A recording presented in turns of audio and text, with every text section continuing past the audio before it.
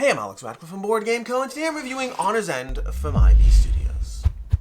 Honor's End is a cooperative deck-building game for 1 to 4 players in which you are facing off against a series of 3 ever-increasing in difficulty bosses and trying not to die before the game ends. I will be doing a brief overview of this one, but also I did a full solo playthrough. You can go ahead and check that out, which you'll get a general sense of flow of the game from all that, but I'll still walk you through the basics before we do. This is a prototype, all rules and components subject to change, and while I say that with every prototype review, that's going to be particularly relevant to some of my thoughts and notes as we go through it as well. Also, I'll have links to the crowdfunding campaign down below. You can check that out too.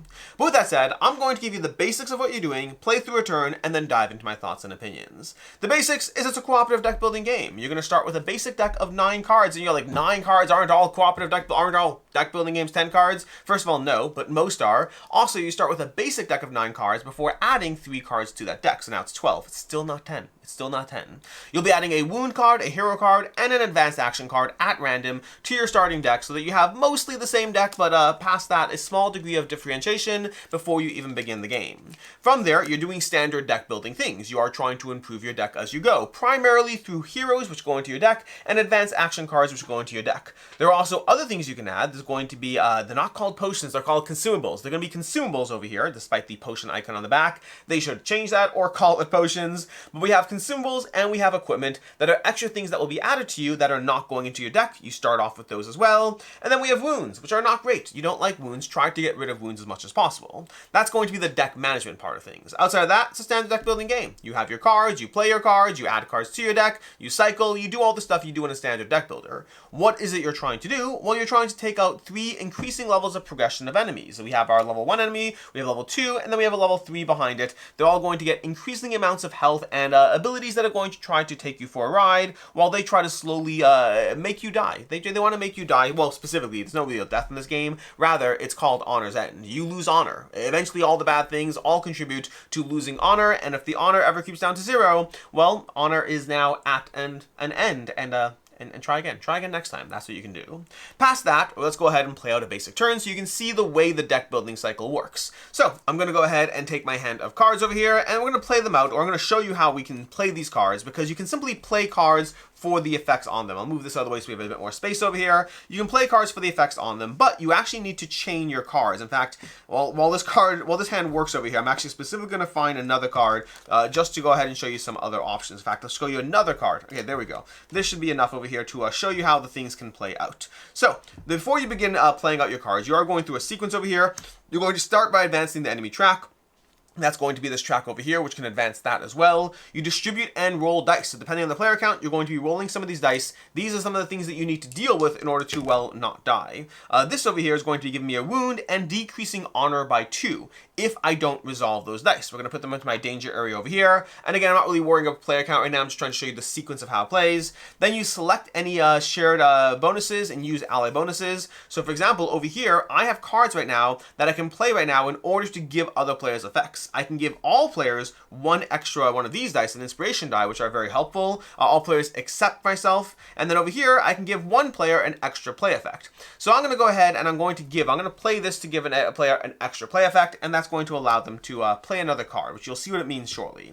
As far as now, that's my turn over here. Now we get to all players play cards simultaneously. This point, again, it's solo or cooperative, but all players play out their hands. So I've given away a card in order to give bonuses to other players. Other players may have given away cards to give bonuses to me, but now I get to play my cards. And when you play a sequence of cards, you can play a card, but you can only play another card if it has that arrow. Although again, there are ways to earn more arrows. So for example, over here, I can earn another arrow through this one, or that other card, if somebody else had played this to give me an additional play, then I would have an additional play. And obviously players are encouraged to talk, to communicate, figure out what they need. So over here, I can play a card, and then I can chain it into another card. Now this card's going to let me move up 1 on the Temple track. This card's going to let me move up 1 on the Monarchy track. That's what those 2 symbols mean. But you can also play cards to tuck them underneath for other benefits. For example, if I play this card over here, I'm going to move up again to the Monarchy track, but I could tuck this card, because this symbol requires the green symbol over there, that green bear. I can tuck this underneath to power this up, which would give me an additional play effect. In this case, I don't actually need it because I already have the play effects, so I'd be more inclined to play it like this in order to simply get a block, at which point I'm going to block that 2 honor. I'm going to stop it from hitting me. I'm going to move into the block phase. That die's still going to come back and try to hit us next turn, but I'm going to stop it from hitting us, reducing our honor by 2. The wound I can take and deal with. That's the basic sequence of play. But you can do a lot of other things. You can utilize your equipment. This lets me spend one of those symbols, an inspiration symbol, in order to get an extra defense. This lets me burn a card, which can be very helpful to getting rid of wounds. There's going to be cards that deal damage to the enemies. That's a good example over there. If I had a few more cards in my hand, I could have tucked these, both of these, in order to power up this card over here, dealing 4 damage. So there's a lot of options that you have. It's the way you play cards, tuck cards, and then discard cards for their ally bonuses that's going to determine how you actually approach the current sequence. Now again, if you watch the solo playthrough, you'll see a lot more going on. The starting hand is only going to give you so many options. As you add more cards, more heroes, more advanced action cards to your deck, as you're drawing more cards, as you're using more gear, equipment, and consumables, you're going to have a lot of things. Or the traits. As you take down the various bosses, you earn a few traits over here, and those traits can give you additional things you get. So there's a lot of things that add to the basic complexity, but it's a deck building game where you use the cards in a variety of ways in order to either use themselves or power up other cards to unlock more plays and overall advance on your tracks while dealing damage to the boss. Now the reason you need to advance on the tracks, because I talked about the tracks but I didn't really go into them, is this is how you get more stuff. You can go ahead and get rid of cards from your deck. Well, not cards. You can get rid of other dice over here because these dice are slowly going to continue to pile up, adding more and more dice to you as the enemy advances, and those are going to get harder and harder to deal with unless you're slowly removing them as you move up these tracks. You also can earn more cards. These various symbols are going to be how you earn more cards, and these purple symbols are how you earn more inspiration dice, and those will give you additional things, again, just tools at your disposal in order to power up against the boss. Meanwhile, as the boss advances on this track, it's activating its own abilities that will hurt you, giving you possibly temporary danger dice against you that will, because even though they're going to go away, they're still going to hurt you. You can also shield against dice. If you manage to get the yellow symbol and shield against it, that removes them from play, which is going to be helpful. So you have a lot of those things happening as you try to manage the enemy, but that's basically how you play through a game of Honor's End. Again, check out the full playthrough for more of the full flow of it. That's going to bring me to my review of what I like, don't like, and can see others not liking. And let's start off with what I like. I really enjoy this. I enjoy deck builders. I enjoy deck builders in general, but not all deck builders land the same. This one, your combination of the way you play out your cards, the way there's more nuance to it, as you're adding more cards, because when you have the ability to add cards to your deck, you're basically going to be, because this is a collaborative track, it's not per player, so as you move these tracks, all players are earning bonuses. So you might draw a bunch of advanced action cards, and then like if you're playing a 2-player game, you draw 3 of these, and then players pick which card they want to add to the deck. You can do cards that have extra symbols on the top, making them more powerful for powering up other cards. You can go for the additional play effects, additional rerolls, additional damage over here, 5 damage if we tuck 2 blue cards underneath it. There's a lot of ways you're going to be thinking through how you build up your deck, and it's not a standard progression. This isn't a deck builder that's an open card market. It's not a deck builder that's a rotating card market. This is a deck builder where you have to earn the cards. They're a bit randomly, pros and cons to that, but you have to earn the cards one at a time, and each one matters a lot as it enters your deck and as you chain them together and combo them together. So the overall deck building cycle, forgetting everything else around it, just the way your deck works once you start building things into it, once you build those heroes and advanced action cards into it, is incredibly satisfying. It's much more of a puzzle than you would typically find in a standard deck builder where you just play out what you have. There's more thinkiness to managing your own economy. It's almost like games like Primal or Marvel Champions where you have to think through not just, okay, I have the card, but now that I have it, how do I want to utilize that card? And I'm a huge fan of Marvel Champions. I'm a huge fan of Primal. This game gives you that same kind of concept. It's done differently, so it's unique in the way it's done, but that mental gymnastics as to, I have a hand of cards, but I still have to figure out what I want to do with that hand of cards, that's definitely a nice little puzzle there. Some of my favorite deck building games have that additional level of puzzle to it. The way you actually progress and the way you unlock things, it's a nice little system over here, constantly forcing the players to choose between what they want. Do you want to mitigate against bad dice? Do you want to mitigate against damage, against wounds? Do you want to deal damage to the enemies because you have to slowly take them out? You can eventually run out of time and lose, even if you are otherwise surviving and managing your honor. Or do you want to advance on these tracks over here to manage everything else, to get rid of dice that are hurting you, to add more cards to your deck? You're constantly choosing what to add, and that's another layer to it where you really have to think through. And again, this is true to a certain extent in a lot of deck building games. Do you want to manage your economy or your damage? But this has multiple levels as far as how you want to handle that, and those tracks over here are a unique way of handling a deck building game, making this feel familiar and yet different. The equipment is my favorite by far. I like the hero cards, I like the advanced action cards. I don't know if I feel a strong distinct sense of distinguishing between them. Like, they are different in how they work, but ultimately they're both cool cards to add to the deck. I mean, you have to make choices, but like, I haven't played this enough that I get a strong sense of why I care about heroes versus advanced action cards. I just want more cool stuff. They're both cool to me. The equipment, on the other hand, because that's always in play, that's really nice to have. Adding equipment to your deck over here, or traits as you slowly take down the bosses and choose traits to put into play that will help you out, those are really going to add a lot more to what you as a team can do, what you as an individual can do, helping you power up as you go through it. And these always in play cards, or even the consumables that are not necessarily always active, but always available until you use it and then it's gone. Those all give you a ton of other things to add to your engine. So you're working on a deck over here, but you also have equipment and gear on other things on the side that help you feel more powerful as you go too. The sense of collaboration. This is not going to be as true for solo mode, but the sense of collaboration as well is another fun thing. Being at a table with other players and having that choice and the agency as to talking to each other and saying, okay, great, well, I need this. Can you discard that to give me an extra play? Excellent, great, I got that. Okay, well, I can choose right now. I can try to move this up on the temple track, or we can deal damage to it. How much damage are you able to deal? Having those conversations as you play really gives a strong sense of collaboration to the actual table talk and the actual presence. Now, you can't do, there's like a degree of managing of no take backsies to the game, so there's specific phases in order to stop things being constantly undone, but you will still have a strong sense as you're managing your own pool of cards and as you're talking to other players and as you're figuring out, okay, we got 6 damage left to this boss and damage doesn't carry over, can someone deal 6 or do I need to activate this additional 2? You will have a strong sense of collaboration as you play through it. Overall, this game, and I should say as well, there's another thing I didn't mention, there is a story mode to this as well. I just don't care as much about that personally, but there is a story mode of progression, both to unlocking your starting things and to going through the game a little bit more if you want that narrative sense. For me, I just like the mechanics of the game more so than the narrative, but that extra level with additional things and unlocks and components, that's all there if you want to dive into it as well.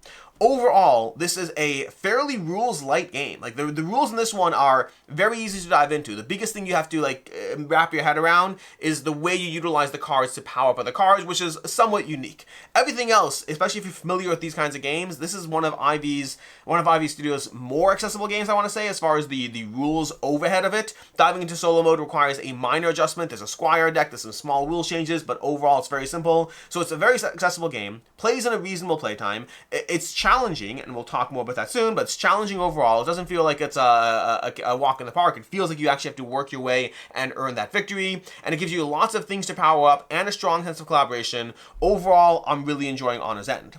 But there's a few small things to talk about that I don't enjoy. Some of them are things, I'd say most of my critiques are going to come down to hopefully prototype critiques, and there's a few things that I have more concerns about longevity and that I'd love to see more from this. But it's not necessarily a critique, it's more prototype complaints that hopefully get resolved, and then things I'd like to see more of. So first of all, prototype complaints, and some of this might not be prototype complaints. Personally, this is not a big deal. I am not a fan of the board over here that the cards are sideways. Like, these cards, they go into your hand like this. This is an OCD thing for sure, but your draw and discard pile, you're drawing them sideways. I don't love that. I will note, by the way, most of my notes I have actually passed on to Ivy Studio, so if things change, I have no idea. Like, they might print things on the... We'll see what happens, but right now, where things are, this is it. And I want to note that complaint is a complaint because it kind of bothers me that, like, genuinely, when I play this game, I would rather have the deck off to the side than on the board sideways, unless we can rotate the entire board, which would be a different story. I just really hate drawing sideways and then reorienting the card in my hand. Does it matter? No. Am I spending an inordinate amount of time on this small complaint? Yes, I am, because it's an OCD thing. It doesn't impact my enjoyment of the game, but yes, it does bother me. Outside of that, a few other small things. Again, other things that don't matter. This trait deck not having a presence on the board, that seems weird to me.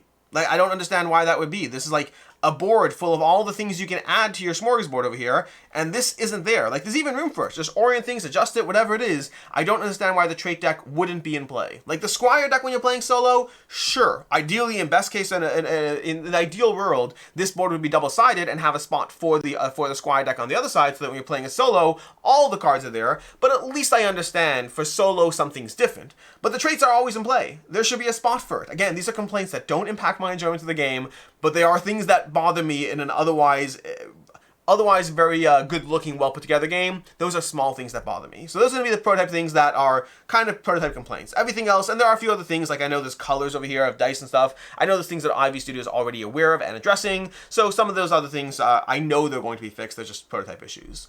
Outside of that, the bigger category of things I'd like to see more of. And that's where there's a few different things. First of all, I want to see more cards. The equipment deck feels like there's a good amount, but the heroes, the advanced action cards, I definitely want to see more of those. Enemies, the enemies over here, there's not a lot amount of enemies in the prototype. I don't know if that's a prototype issue or if that's like a base game issue, but like I definitely want to see more enemies. I need more variety of them, and then more importantly, and this is something I don't imagine we'll see right away, but I would love to see I would love to see things develop, is right now the enemies are very easy to read through because everything's very icon dependent. So for example, over here, you just go through the enemies and you read their icons. There's no text, it's just they all do some sort of small variation. But it also means the enemies don't have a strong chance to significantly stand out. This is where if you take a look at other cooperative or solo deck builders, specifically Aeon's End, while I drastically prefer Honor's End personally, I just realized they're both called End.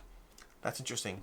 Aeon's End and Honor's End, while I personally prefer Honor's End from a gameplay standpoint, Aeon's End gets bosses right. The bosses feel so nuanced, they feel so complicated. There's a lot of text to them, so like sometimes you're playing an easy boss and it's pretty straightforward, other times you have to spend like a few minutes understanding what you're facing off against, but that also allows for so much replayability as you dive into other content. Right now, I both appreciate the ease and accessibility of the straightforward enemies, and I also hope that they, either down the road or an expansion or something, I would love to see more nuanced enemies in this game that can have more interesting gameplay. Like, I don't want to just feel like I'm, like right now, as much as I say I want more enemies, I don't feel like there's a significant difference to like the feel of an enemy. Like there are rules differences, but like it's not like, oh my gosh, I'm fighting against the frenzied deserters today. No, I don't care. I'm fighting against a card that has a bunch of symbols and it's going to throw things at me, and that's what they all do. I just want more variation of that. But what I'd love is I'd love to actually feel like, oh my gosh, I'm fighting against, let's make up a name. What's a name? Grendwald. Is that a name? I feel that's a name. Is that from like what? You're fighting against whatever. You're fighting against John. Okay, I want when John comes out, when the enemy John comes out, I want to feel like, oh my gosh, today we're playing against John. I want that extra level of nuance and familiarity from it. So it's again, it's not a lack in the gameplay that I'm enjoying, but I kind of want to see more in the feeling of the enemies, because I think that's one thing where I get to feel really cool as I power up, but I'm mostly fighting against symbols, and I want to feel some sense of the enemies being more interesting, more cool. I would love to see that from this game. Similarly, this is not necessarily as big a deal, but these tracks would be cool if they were more varied. Even if there's like a piece of paper you tucked behind that gave you more variety to the tracks, even more expansion to the way they can grow, that would require a component adjustment. Again, it's the kind of thing that could just be an expansion down the road. Like it would be easy to replace the boss, like, dashboard with something more interesting where you could slide sheets in and out and there's real progression to how you grow.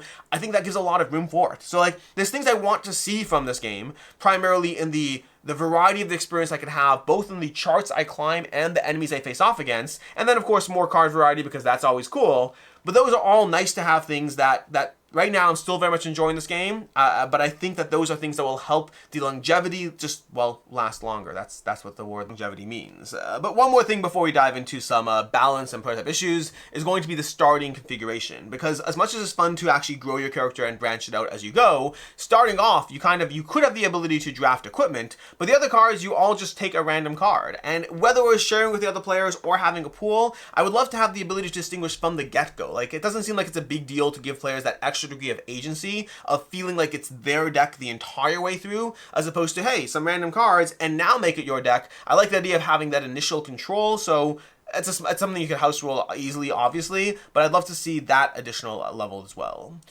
As far as balance is something that this is a prototype issue, which is, again, I mentioned a few prototype issues, things I'd like to see, stuff like that. Balance is something that is a known issue already with this game, and it does make this game harder to score because of it. There are changes. There are right now this game works great at 3 players. There's adjustments that need to be made at 2 players. There's adjustments that need to be made solo. All of those things, and I've played with some of those adjustments already based on the feedback I've gotten from IB Studios, but it does mean this game does feel like it's very much in that still tweaking phase of things to make it most ideal across all player counts and all that. And it still works well as is. I still have had fun with it as is, but I have to recognize I'm playing a game that I'm getting notes on the fly to how to make it perfectly balanced for those player counts, and that can impact things as well. I've seen that complaint in general, that concern in general, and again, prototype, so I can still tell you that I haven't suffered in my enjoyment of the game, but it is something to be aware of. Which brings me to final thoughts on Honor's End. I really like Honor's End. I really like Honor's End. For right now, for today, I'm going to be giving it a 4.5 out of 5. I am having a lot of fun with this one, but the tricky part, here's the tricky part with it right now. I feel like this game could Depending on a variety of things. This game could be a 5 out of 5 for me, but I'm not ready to do that today for a variety of reasons. Some of them are prototype issues, some of them are balance issues, some of them I want to see more, some of them are concerns about longevity. Specifically with solo cooperative games, I do find, like, when I contrast this with something like Brink from Ivy Studios, for example, Brink is a game that I know how much I enjoy that one, and it's a player-driven game, so I don't need to worry as much about the variety of what I'm facing off against. Versus Honor's End, if you ask me right now what I'd rather play, like right now, Honor's End or Brink, I'd rather play Honor's End right now. And yet I gave Brink a 5 out of 5, so why would I rather play this 4.5? And the tricky part is, I think, based on my own knowledge and my experience, the biggest thing is that something like Honor's End does have more limited replayability unless the enemies are more variable as you go through it. Because of the fact that I'm loving my little puzzle, but my little puzzle is going to stay mostly the same, and the enemies don't force me to change up how I approach that puzzle. Like, I don't do anything differently as I'm facing off against those enemies because it's just a bunch of different symbols. And so for me, it's a weird place where right now, I actually like Honor's End a bit more than Brink, but I know the potential flaws that can impact a game's enjoyment down the road, which is why I'm hesitant between the prototype issues, between the concerns about the long-term replayability of the things you're facing off against. Those are things that have me holding back on a higher rating right now. I really like this, though. There's a bunch of solo deck building games out there. I'll talk about them in recommendations. There's a bunch of solo cooperative deck building games out there. None of them have landed for me quite yet until Honor's End. Honor's End for me, I like deck building games a lot, but Honor's End for me, I think I'd have to go through all my deck builders to make sure this is true, but I think this is the first solo co-op deck builder that I like to this extent. For me, they absolutely nailed it. As far as recommendations I'm going to say that if you want something on the lighter side, check out Hogwarts Battle, the deck building game. That is a well-liked deck building game. I definitely enjoy it, but it's definitely on the lighter side. And if you want something a little more, I mentioned it already, but Anne's End is an absolutely loved universe with a ton of content out there if you like that solo deck building kind of concept, but you want to see it done very differently than the way Honor's End does it, aside from, both of them throwing end at the end of the name. Although that's Honor's End copied them, so they did it first.